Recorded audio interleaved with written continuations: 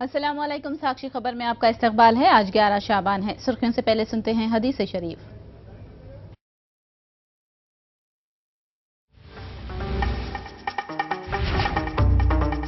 मगरबी बंगाल में ममता बनर्जी को मिली शानदार कामयाबी। तमिलनाडु में जयललिता का इख्तिदार बरकरार। आसाम में बीजेपी, पुडुचेरी में कांग्रेस और केरला में एलडीएफ बनाएंगे हुकूमत। मायानाज एप्पल मैपिंग मरकज का हैदराबाद में इफ्तिताह। कंपनी के क़याम से 5000 मुलाजिमतों के पैदा होंगे मौक़े। आंध्र प्रदेश में रोनो तूफान से हुई आम जिंदगी मुतासिर। 9 अजला में बारिश से अवाम को मुश्किलात।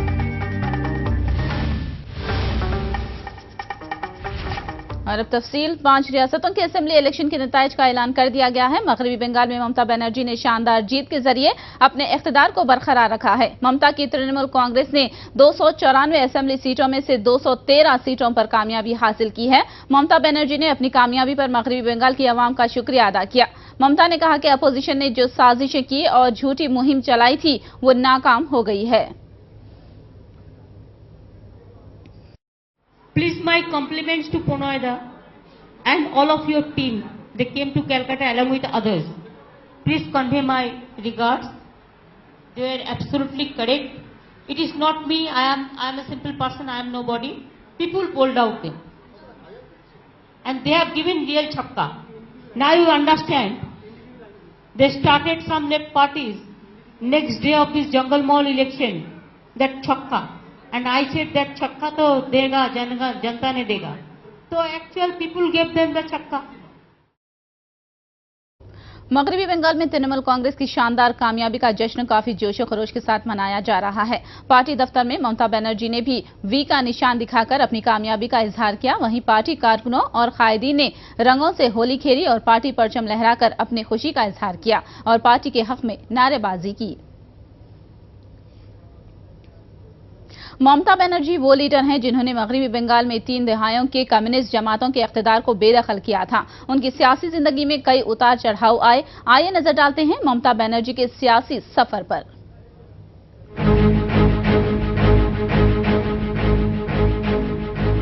ममता बनर्जी ने अपने सियासी करियर का आगाज सन 1970 में कांग्रेस पार्टी से किया। सन 1984 में जनूबी कोलकाता से लोकसभा सीट से सोमनाथ चटर्जी को हराकर ममता ने कामयाबी दर्ज की और वो उस वक्त कम उम्र एमपीओ में से एक थीं। लेकिन सन 1989 में लोकसभा इंतखाबात में उन्हें हार का सामना करना पड़ा। सन 1991 में उन्होंने जनूबी कोलकाता से लोकसभा में वापसी की। उन्हें तब मरकजी ममलिकती वजीर बराए इंसानी वसाइल, उमूर नौजवान व स्पोर्ट्स और बहबूद खवातीन व अतफाल बनाया गया। कम्युनिस्ट जमातों के खिलाफ सख्त रवैया अपनाने वाली ममता ने कांग्रेस को भी नहीं बख्शा। सन 1997 में कांग्रेस छोड़ दी और all India Trinamool Congress party कायम की। सन 1997 में बीजेपी की जेर क़यादत एनडीए इत्तेहाद का हिस्सा बनी और उन्हें रेलवे वजारत सौंपी गई। सन 2001 में एनडीए काबीना से अलहदा होकर ममता ने यूपीए से हाथ मिला लिया ताकि मगरबी बंगाल में लेफ्ट फ्रंट हुकूमत का खात्मा किया जा सके। महज 86 सीटों के साथ ये मुमकिन नहीं हो सका। सन 2004 में टीएमसी की वाहिद रुकने पार्लियामेंट ममता मुंतखब हुई। सन 2007 में ममता ने केमिकल हब, सेज, नंदीगाम और मिदनापुर की मुखालिफत करके टीएमसी को काफी मजबूत किया। सन 2005 में सिंगूर में तहवील अराजी के खिलाफ आवाज उठाकर टाटा मोटर्स को नैनो प्रोजेक्ट कायम करने नहीं दिया। सन 2009 में पार्टी इंतखाबात में ममता ने 19 एमपी सीटें जीती और बाएं महाज की बुनियादें हिला डाली और यूपीए हुकूमत में रेलवे मिनिस्टर बन गईं। कम्युनिस्ट जमातों को पार्लिमानी इंतखाब में धक्का पहुंचाने के बाद ममता की तवज्जो अब असेंबली इंतखाबात पर मरकूज हो गई थी और सन 2011 में कामयाब सियासी मुहिम के जरिए भारी अक्सरियत के साथ ममता ने इंतखाबात जीतकर 3 दहाइयों के कम्युनिस्ट इक़्तिदार के तवील दौर का खात्मा कर दिया और 20 मई 2011 को ममता बनर्जी मगरबी बंगाल की पहली बार चीफ मिनिस्टर बनी। ब्यूरो रिपोर्ट, साक्षी खबर। तमिलनाडु में जयललिता की एआईएडीएमके ने शानदार कामयाबी दर्ज करते हुए अपने इख्तिदार को बरकरार रखा है। तमिलनाडु में एग्जिट पोल के बरअक्स नतीजा सामने आया है। जयललिता की एआईएडीएमके ने 132 सीटों पर कामयाबी दर्ज की है, जबकि डीएमके को 89 सीटों पर कामयाबी हासिल हुई है। कांग्रेस सिर्फ 8 सीटों पर कामयाब हुई है। इंडियन यूनियन मुस्लिम लीग का एक उम्मीदवार भी कामयाब हुआ है। जयललिता ने तमिलनाडु में एआईएडीएमके की कामयाबी को तारीखी करार दिया और अवाम को मुबारकबाद पेश की। I am overwhelmed by the resounding victory that the people of Tamil Nadu have given us. My party and I are indebted to the people of Tamil Nadu for giving us this historic victory. It is truly historic because after 1984, no ruling party in the state has been able to win the elections and form the government a second successive time. So, we are indebted to the people of Tamil Nadu for giving us this tremendous victory. Jayalalithaa की शानदार फतेह में all India अन्ना DMK के मरकजी दफ्तर में जश्न का माहौल है, जहां पार्टी कारकुन रक्स करते और झूमते देखे गए। याद रहे कि जयललिता ने लगातार दूसरी बार कामयाबी के साथ तमिलनाडु में एक नई तारीख रकम की है। तमिलनाडु के असेंबली इलेक्शन में मजलिस को हार का सामना करना पड़ा। वानम्बाड़ी हलके से इलेक्शन लड़ने वाली मजलिसी उम्मीदवार वकील अहमद को चौथा मुकाम हासिल हुआ है। वकील अहमद ने 10,111 वोट हासिल किए। वानम्बाड़ी से एआईएडीएमके के उम्मीदवार नीलोफर ने 69,000 से ज्यादा वोट हासिल करते हुए कामयाबी हासिल की। इस हलके से इंडियन यूनियन मुस्लिम लीग के उम्मीदवार सैयद फारूक ने दूसरा मुकाम हासिल किया। बिहार में हार के बाद मजलिस तमिलनाडु में भी अपना खाता नहीं खोल सकी। आसाम में बीजेपी की शानदार कामयाबी पर बीजेपी हलकों में खुशी की लहर है। यहां बीजेपी ने कांग्रेस के 15 साला दौर का खात्मा कर दिया है। अवाम ने इस बार कांग्रेस को मुस्तरद कर दिया और बीजेपी को मौका फराहम किया। आसाम के इंतखाबी नताइज पूरी तरह से बीजेपी के हक में रहे।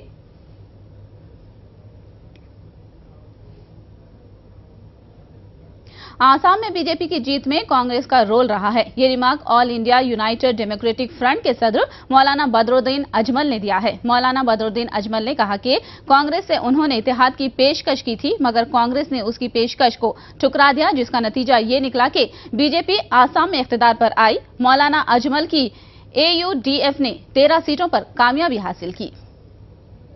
ये हमारा जो भी हाल हुआ है इसके 100% कांग्रेस पार्टी जिम्मेदार है।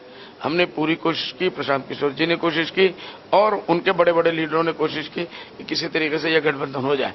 असम में सबसे पहले कोशिश ये हुई कांग्रेस, यूडीएफ, बीपीएफ, एजीपी मिलकर एक महागठबंधन हो जाए, लेकिन इसको कांग्रेस वालों ने बिल्कुल नहीं माना और असम के कांग्रेस ने, खास करके चीफ मिनिस्टर साहब ने और असम कांग्रेस के प्रेसिडेंट ने, अंजन दत्ता साहब ने इसको नहीं माना और उस न मानने की वजह से, जिसका हमारा ये डाउट है कि 100%, और मैंने इलेक्शन में बार बार कहा, डेली कहा कि कांग्रेस के अंदर बीजेपी आरएसएस के लोग बैठे हुए हैं और वो आरएसएस के लोग बीजेपी को जिताना चाहते हैं, कांग्रेस को हराना चाहते हैं। तो इसी वजह से ये जो कुछ भी हुआ है इसी का नतीजा है। आसाम के इलेक्शन में मौलाना बदरुद्दीन अजमल की ऑल इंडिया यूनाइटेड फ्रंट ने तीसरा मुकाम हासिल किया। ऑल इंडिया यूनाइटेड फ्रंट की कामयाबी में मौलाना बदरुद्दीन अजमल का रोल रहा है। एक नजर डालते हैं मौलाना बदरुद्दीन अजमल के सियासी करियर पर। मौलाना बदरुद्दीन अजमल 12 फरवरी सन 1950 में आसाम के गोपाल नगर में पैदा हुए। मौलाना बदरुद्दीन अजमल ने दारुल देवबंद से फाजिल की डिग्री हासिल की। अजमल इस वक्त धोबरी लोकसभा हलके से all India United democratic front की नुमाइंदगी करते हैं। बदरुद्दीन अजमल पहली मर्तबा सन 2009 में 15वीं लोकसभा के लिए मुंतखब हुए थे। इससे पहले बदरुद्दीन अजमल सन 2006 से सन 2009 के दौरान आसाम कानून साज असेंबली के रुकन मुंतखब हुए थे। अजमल सन 2009 में पहली मर्तबा लोकसभा के लिए मुंतखब हुए थे।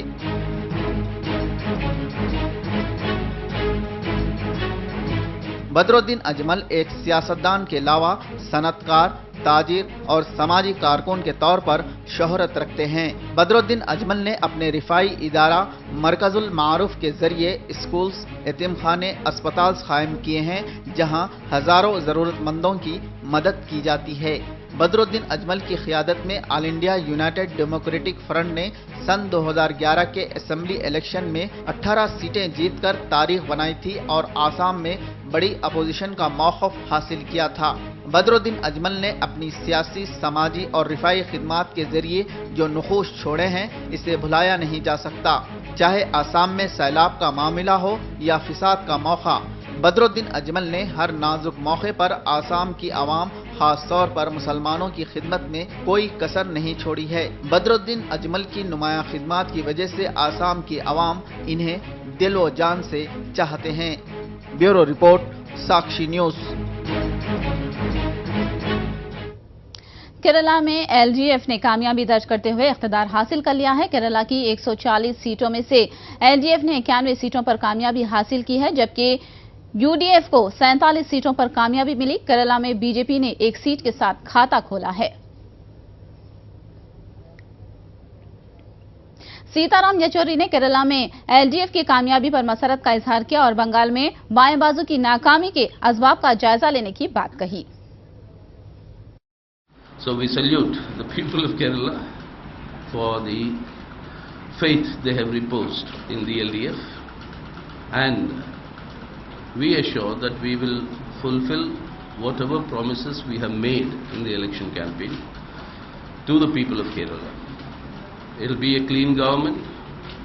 It will be a government responsive to the people's concerns and interests, and it shall be the government that will implement many far-reaching policy initiatives for the further development of Kerala. As far as Bengal is concerned, we respect the verdict of the people of Bengal, who have returned the Trinamool government with a big majority in the state. We will examine the reasons and review these results as far as the left front's performance, poor performance in the state is concerned, and the tactics that were adopted by the left front during these elections, in order to draw the proper lessons from it for the future. Kerala में कांग्रेस ने तामीरी opposition का role अदा करने का ऐलान किया और हार को तस्लीम कर लिया है। कांग्रेस लीडर शशि थरूर ने नतीजे पर अपना रद्द-ए-अमल दिया है। We were trying to make history. We were trying in many ways to actually upset the pattern whereby for the last 4.5 decades, no government in Kerala has been re-elected. The voters have always wanted to see a change after one term. We wanted to change that, and we thought we had the development record of performance on the ground to earn that right. But unfortunately, clearly it wasn't good enough, and now the time has come to think of the future. We will be a constructive opposition. I'm very encouraged by the fact of the number of young people who have won their seats in the UDF. Kerala के साबिक वजीर आला VS Achuthanandan एक बार फिर केरला के वजीर आला बन सकते हैं। अच्युतानंदन ने जंग आजादी और कम्युनिस्ट तहरीक में हिस्सा लिया। अच्युतानंदन ने सियासी जिंदगी में कई नशे व फराज आए हैं। आइए उनकी जिंदगी के चंद अहम वाकयात पर नजर डालते हैं। वीएस अच्युतानंदन ने कोटानांडू में ज़राई मजदूरों के इत्तेहाद के जरिए अपने सियासी सफर का आगाज किया था। कॉमरेड कृष्णा पिल्लई ने अच्युतानंदन को सियासी मैदान में लाया। बाद में उन्होंने जंग आजादी और कम्युनिस्ट तहरीक में भी हिस्सा लिया। पुन्नापरा वायलार जद्दोजहद में भी अच्युतानंदन पेश रहे और सन 1946 में गिरफ्तार किए जाकर जेल भेज दिए गए, जहां उन्होंने 5.5 साल का अरसा गुजारा और बाद के 4 साल तक वो रूपोश रहे। सन 1970 में वीएस अच्युतानंदन अराजी इस्लाहात की तहरीक में मौसर रोल अदा किया। बाद में केरला असेंबली में अपोजिशन लीडर की हैसियत से उन्हें अवाम की खासी तायद हासिल रही। अच्युतानंदन ने सन 1936 में यूनियन वर्कर की हैसियत से सियासत में कदम रखा था। बाद में त्रावणकोर स्टेट कांग्रेस के रुकन बने और सन 1940 में उन्हें कम्युनिस्ट पार्टी का रुकन नामजद किया गया और सन 57 में वो गैर मुनक़सिम सीपीआई सेक्रेटेरिएट के मेंबर बनाए गए।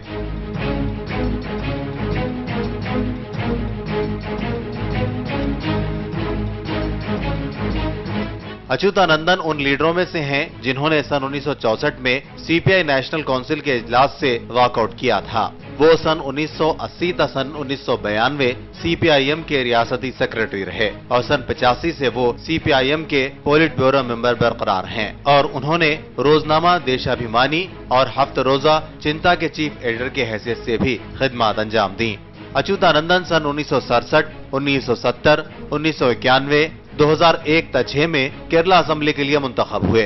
सन 1992 तक 96 वो लीडर ऑफ द अपोजिशन भी रहे। साथ में 2001 तक 6 भी उन्हें अपोजिशन लीडर बनने का मौका मिला। कॉमरेड वीएस अच्युतानंदन ने 18 मई 2006 को केरला के चीफ मिनिस्टर की हैसियत से हलफ लिया। सन 2011 में एलडीएफ दौर के इख्तिताम के बाद यूडीएफ ने केरला के इख्तिदार संभाला। तब से अब तक अच्युतानंदन अपोजिशन लीडर का रोल अदा कर रहे हैं। ब्यूरो रिपोर्ट, साक्षी खबर।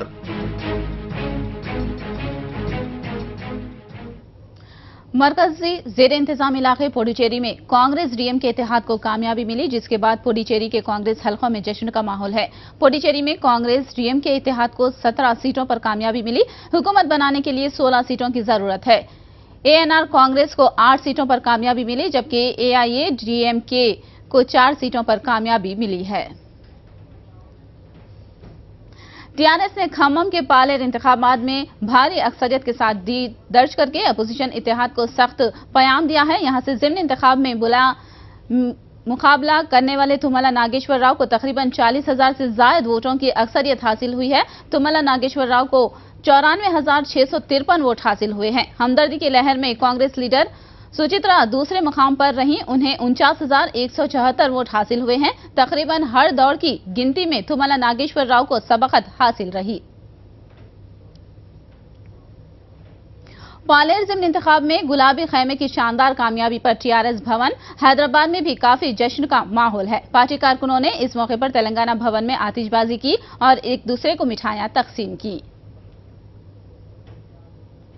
हुकूमत के खिलाफ लबदराजी करना मुनासिब नहीं है। केसीआर ने अपोजिशन को आज ये सबक दिया है। उन्होंने पालेर ज़िमनी इंतखाब में जीत के बाद कहा कि हुकूमत के हर फलाही प्रोग्राम पर अपोजिशन पार्टियों ने तनकीद की, मगर अवाम ने टीआरएस के इक़दामात की सताइश की। उन्होंने अपोजिशन को अवामी मसाइल पर जद्दोजहद करने का मशवरा दिया। ये పని మొదలుపెట్టినా ఇందులో అవినీతి ఉందని, మిషన్ కాకతీయ అంటే కమిషన్ కాకతీయ అని పిచ్చి ప్రలాపనలు చేస్తూ ఉన్నారు. అంటే మీ పందా ప్రజలకు రుచించడం లేదు. మీరు చేసేటువంటి ఒక ఉన్మాదపూరితమైనటువంటి దాడి ఏదైతే ఉందో దానికి ప్రజలు నిరసన తెలియజేస్తున్నట్టుగా మీకు కనువిప్పు కలగాలని చెప్పి నేను కోరుకుంటా ఉన్నా. చివరికి ప్రజలనే అవమానపరిచే విధంగా, ప్రజాస్వామ్యాన్ని అపహాస్యం చేసే విధంగా కూడా కాంగ్రెస్ పార్టీ వాళ్ళు ప్రవర్తన చేసినారు. అది ఖమ్మంలో మరీ పరాకాష్ఠకు పోయింది. పాలేరులో మీరు వ్యూహాన్ని రచించుకోవడంలో మీరు ఫెయిల్ అవుతున్నారు. ప్రభుత్వం మీద పోరు అని ప్రకటిస్తే అది తప్పు. మీకు మంచి సూచన నేను చెప్తా ఉన్నా. ప్రజా సమస్యల మీద పోరాడతాం అంటే ఏ పార్టీ కానీ ప్రభుత్వం మీద పోరాడతాం, ప్రభుత్వం మీద పోరు ఎందుకండి? సంక్షేమంలో మేము నంబర్ 1 ఉన్నాం ఈరోజు డెఫినెట్గా. అది దేశ ప్రధాని చెప్పిండు. ఇంకొక ఆయన పాపం బీజేపీ పార్టీ అధ్యక్షుడు నిన్నగాక మన కొత్తగా వచ్చిండు. ఆయన అయితే మరీ అడ్డంగా మాట్లాడుతున్నాడు. ఎటు పడతాడు కొత్త బిచ్చగాడు పొద్దురుగాడు అన్నట్టు. ఆయన రాకనే ప్రభుత్వం మీద దాడి చేయడమే గొప్ప తెలివి కావచ్చనే పదవులు మాట్లాడుతున్నాడు. అది కరెక్ట్ కాదు. इंतखाबात में जीत हासिल करने वाली पार्टियों को वाईएसआर कांग्रेस के सदर वाईएस जगन मोहन रेड्डी ने मुबारकबाद दी।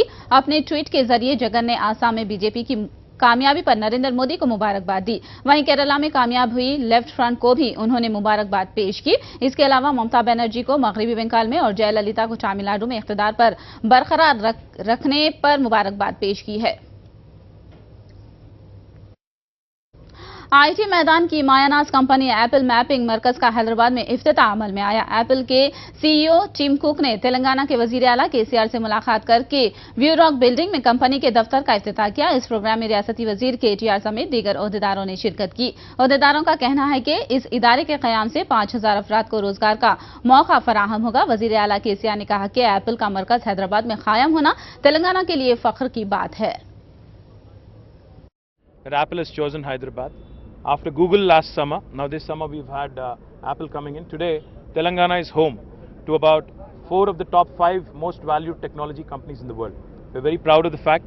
In fact, after the new state has come into being, it was widely rumored and believed the technology companies would leave en masse. But today, in the last 22 months, we've been able to attract 3 of the top 5 most valued technology companies in the world. Amazon, Google and Apple today have chosen Telangana as their largest offshore center outside of their head office, outside of the US. So we are very proud of the fact. In fact, that is a testimony to the strength of the Telangana government's proactive policies, proactive IT policy particularly. Google is setting up its R&D center here already, right next door, and Apple also now has chosen to employ almost 5,000 people over the next 1 year. सदर मजलिस असदुद्दीन अवैसी ने city college में मुनक़िद हुए job मेले के जरिए 1600 तलबा को मुलाजिमत हासिल होने पर GHMC को मुबारकबाद दी है। याद रहे कि इस जॉब मेले में 11,300 तलबा ने शिरकत की थी। असद अवैसी ने ट्वीट के जरिए बल्दी कॉरपोरेशन के साउथ जोन को और KTR को इस मुस्बत इक़दाम के लिए मुबारकबाद दी है। इंटरमीडिएट वोकेशनल कोर्स करने वाले 2 तलबा उन्हें नौकरी का मुतालबा करते हुए होर्डिंग पर चढ़ गए और खुदकुशी करने की धमकी दी है। ये वाकया कहीं और नहीं बल्कि वजीर आला KCR की कैंप ऑफिस के रूबरू पेश आया। MLA कृष्णैया ने होर्डिंग पर चढ़ने वाले तलबा से फोन पर बात करके और उन्हें नीचे उतरने की तरकीब दी।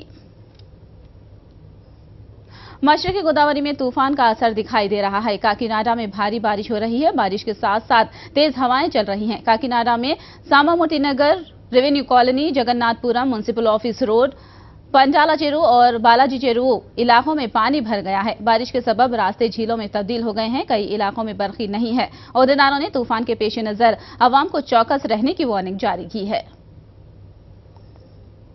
साहिली आंध्र प्रदेश में रूनू तूफान के सबब बारिश हो रही है, जिसके सबब साहिली इलाकों के अवाम की परेशानियों में इजाफा हो गया है। मजीद 2 दिन तक तूफान का असर रहने का महकमा महसूसियात ने दावा किया है।